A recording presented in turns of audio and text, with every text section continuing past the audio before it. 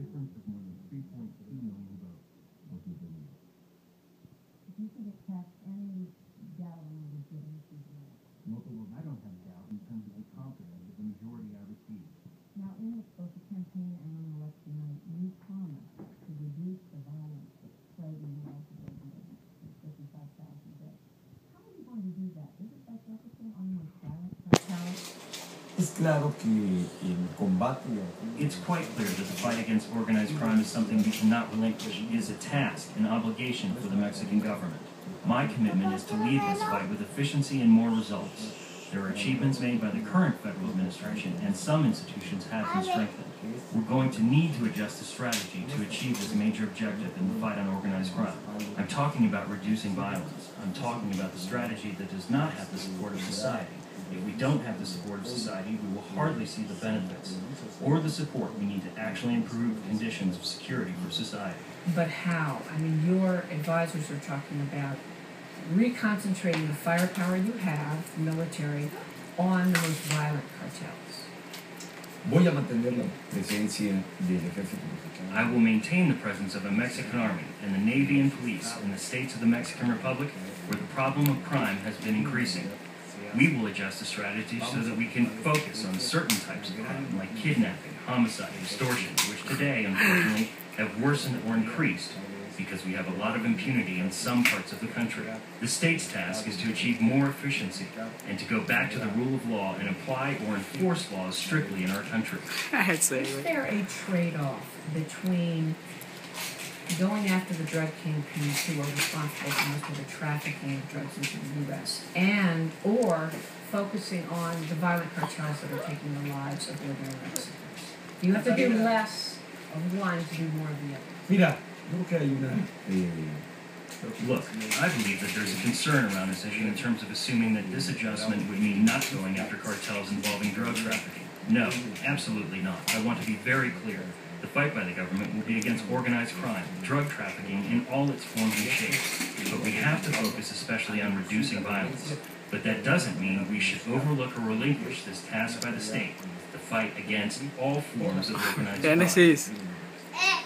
Quítate de ahí, mami. The President of Uruguay just, I think last week, has proposed that in his country, sales of marijuana should be legalized and regulated by the government. The interdiction just doesn't work. At least take the money out of the market, the black market that the cartels are making so much of. Is that something Mexico should consider? Yo me he pronunciado públicamente. I have publicly said that I'm against legalization of drugs. I don't believe that this is the path to reduce violence and illegal trafficking of these products. However, I am in favor of opening up a new debate around the strategy and way to fight drug trafficking. It is very clear that after several years of this fight on drug trafficking, we have more drug consumption and drug use and drug trafficking.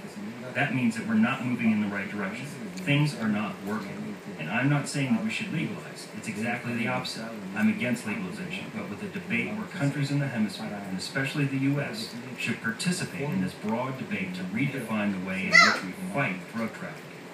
So you'd like the U.S. to also be considering its position on legalization of drugs? Estoy convencido de que Estados Unidos. Jenny. I'm truly convinced that the U.S. should be involved in the discussion and the debate around this issue. So let the debate begin, but you're not taking a position yet. That's right. Now, how would you... The American officials are actually of the belief that the U.S.-Mexico relationship has been further strengthened over the past 6 years. Is there anything about the relationship you'd like to change?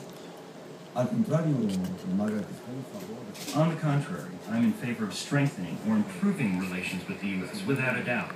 In my conversation with President Obama yesterday, when he called me to congratulate me, he told me, and I fully agree with it, that we should maintain this level of collaboration that has existed so far between the U.S. and the Mexican governments. And I'm interested in improving that level of collaboration, redefining the objectives of the bilateral agenda, and strengthening solidarity and the collaboration and respect around these issues for both governments.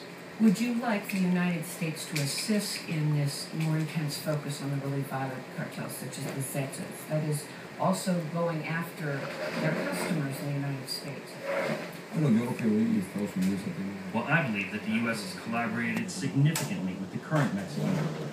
My objective is to intensify this action and collaborate more, especially when it comes to fighting these drug cartels and organized crime groups.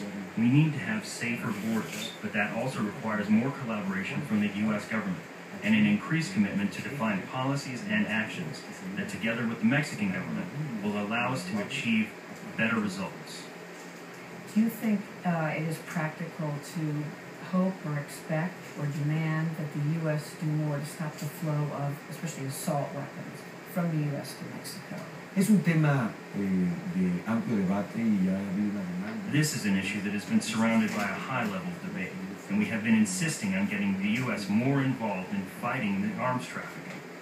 Unfortunately, it has had a major impact.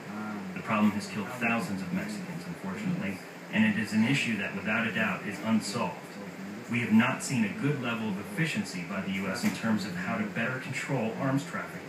I'm talking about high-caliber weapons into our country. Finally, you have promised that you represent a new generation of the PRI. You said you were going to have a new way of governing.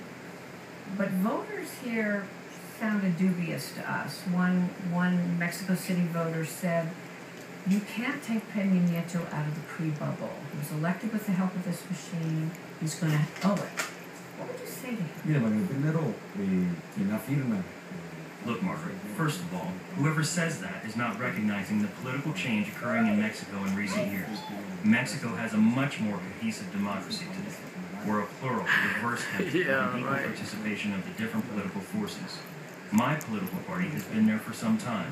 We are governing several Mexican states, and with this new trust from the Mexican people, without a doubt our capacity to prove ourselves will be tested. They will test this confidence through results, through achievements. This will be the new face of the PRI, and the PRI governing democracy. And some of your most ambitious ideas for the economy, bringing competition into some of these big monopolies, from energy to telecom, this would involve you taking on some real pillars of the PRI, some of the old guard.